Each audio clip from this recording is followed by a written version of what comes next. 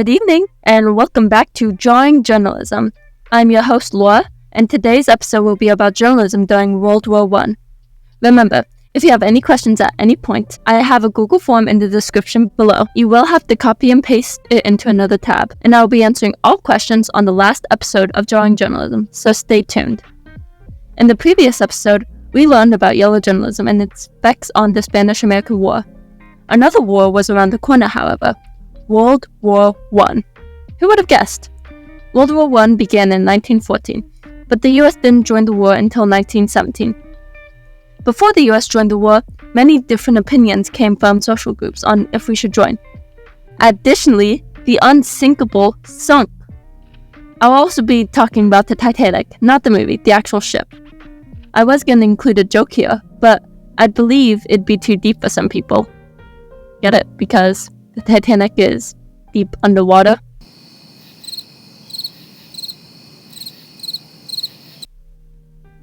Anywho, I will leave the Titanic for the end because the topic includes a new piece of technology that spans throughout this period. Before I get on with the main points, I'm going to give a background. During the war, Woodrow Wilson was the president, and the US had a policy of isolationism, which is trying to isolate from other countries' affairs. Since World War I was mainly a war in Europe, the US originally did not enter. Unsurprisingly, in the US, citizens had a variety of opinions about World War I and whether the US should enter the war or not. Some prominent voices were the African American community, Hearst, and Woodrow Wilson. One prominent voice during World War I was the African American community. The African American community had publications such as the Chicago Defender, which was made in 1905, the Baltimore Afro-African, which was made in 1892, the Crisis, which was made in 1910, and the Messenger, which was made in 1917. I will be going over the Chicago Defender because it was one of the largest growing publications, and it was founded by Stack Abbott. During World War I, the Chicago Defender was influencing Black communities in the South to migrate northwest and live in Chicago. The Chicago Defender newspaper had sections to appeal to all, so it had a lot of publicity and vetoes. When the fighting in Europe began, the Chicago Defender discouraged the war. However, Abbott saw a silver lining. With European immigrants returning home to fight, the competition for jobs decreased, and Abbott noticed this. In an article, he wrote, "It may dawn upon the American manufacturers that the Afro-American is the most dependable laborer." These messages encouraged the African American community to support the war. When the US went to war in 1917, the African American community backed their efforts. Not only was the African American community backing the war, they also advocated for themselves. They wanted to fight for their country, and the Defender made sure to point this out. The Chicago Defender called again and again for the integration of armed forces, including demands for the appointment of Black officers. The demands for the appointment of Black officers encouraged the African American community to fight for the right to serve their country. The African American community backed the war because they knew that they could make change through this war. These publications encouraged African Americans to fight for their rights and voice their opinions. Instead of encouraging a war for viewership like Hearst and Pulitzer during the Spanish-American War, these newspapers encouraged war because it had the potential to make a positive impact on the African American community.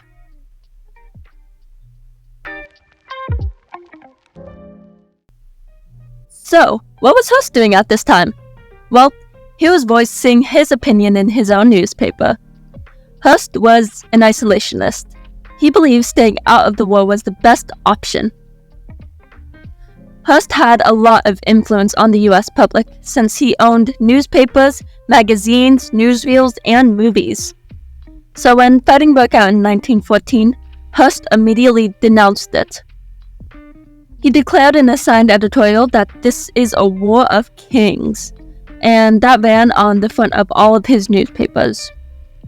Hearst also organized anti-war rallies in San Francisco and Manhattan.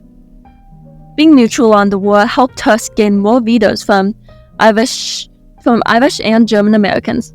Additionally, this aligned him with President Woodrow Wilson, who was also an isolationist. With Hearst's immense power, influence, and support from President Wilson, the U.S. public denounced the war, which helped President Wilson stay out of the war. Ultimately, this resulted in the government's ability to work with newspapers. On the other hand, the government's involvement in the press led down a path of censorship.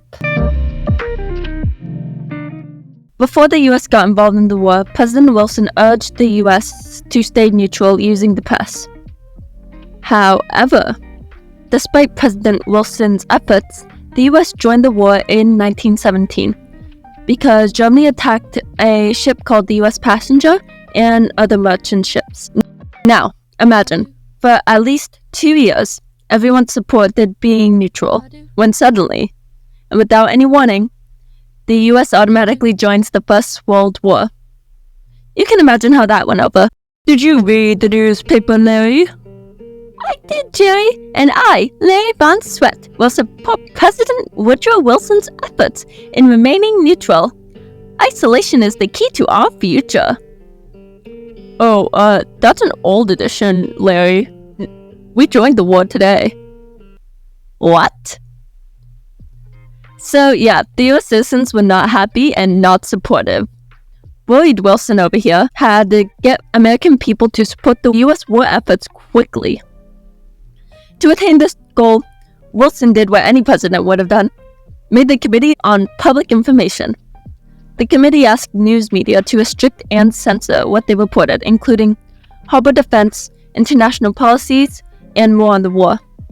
Even though restricting and censoring what journalists reported was voluntary, 99% of the press observed these censorship regulations. Their readers were in the dark since they depended on the press to give them information. Christopher Daly, author of the book I was reading called Covering America, states it well. Censorship thus became a bedrock issue in waging and covering American wars, and it has remained so ever since. I mean, how else can you get people on board with war than just keeping them in the dark? Well, there's another way. It's called propaganda, and it was caused by the government getting more involved with media affairs.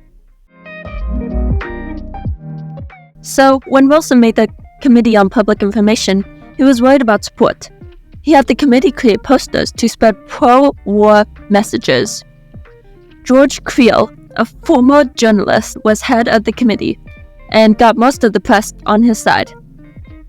Even though he was posting and creating these posters, he rejected the propaganda label, because biased and misleading information to promote a political cause is definitely not propaganda. It's an advertisement, or one of those handy-dandy political cartoons. The Committee on Public Information forced newspapers to have these propaganda messages to convince the public to support the war. Some of these posters had a positive message, such as one poster that had the headline, "Together We Win," which shows 3 men walking side by side. This poster encouraged the US citizens to join their fellow Americans and work together.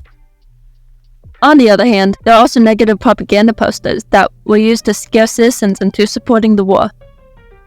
They usually showed another country in a bad light, especially Germany, which was known as anti-German sentiment.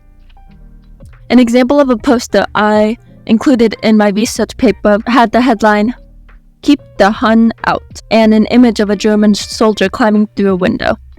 This image shows Germany in a bad light and scares US citizens, and affected how the US views Germany negatively. President Wilson knew how newspapers and the press affected the US, and he used his power to limit what the press could talk about, and encouraged propaganda in newspapers to encourage the American people to support the war. This propaganda caused a dramatic involvement in support rates for the war, but in the process, newspapers suffered, and the US public was left out of some key events of the war because newspapers could not talk about it. Furthermore, relations with Germany suffered because of how propaganda depicted Germans. Besides newspapers, there were also radios made by Marconi. Before the 1920s, radios weren't too popular, and only a few amateurs had them. Suddenly, in 1912, before the First World War, another tragedy struck: the sinking of the Titanic.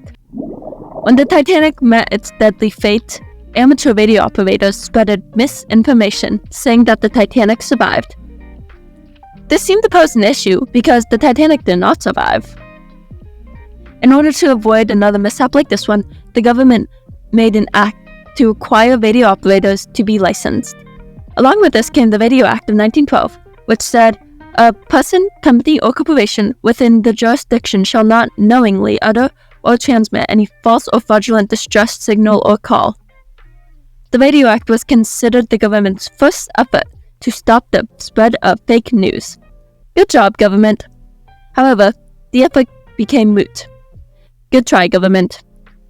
This was because in the end, wartime measures allowed the Navy to control airwaves and stop all amateur activity.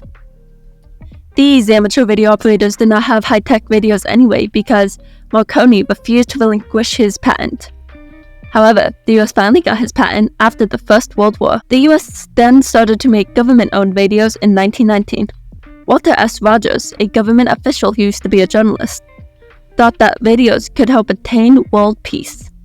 At the Paris Peace Conference, he told people, "The steady extension of democratic forms of government and increased closeness of contact between parts of the world point to the conclusion that the ultimate basis of world peace is common knowledge and understanding between masses of the world. Hence, the distribution of intelligence in the form of news becomes of the utmost importance." There was hope for radios to bring a new age of communication and peace among countries after the war they had. You know, things were looking up. The sun was shining, World War I was over, and radio was a new form of entertainment, and the stock market crashed. The stock market crashed? Well, that's 1929 for ya. Thank you for joining me on Jarring Journalism.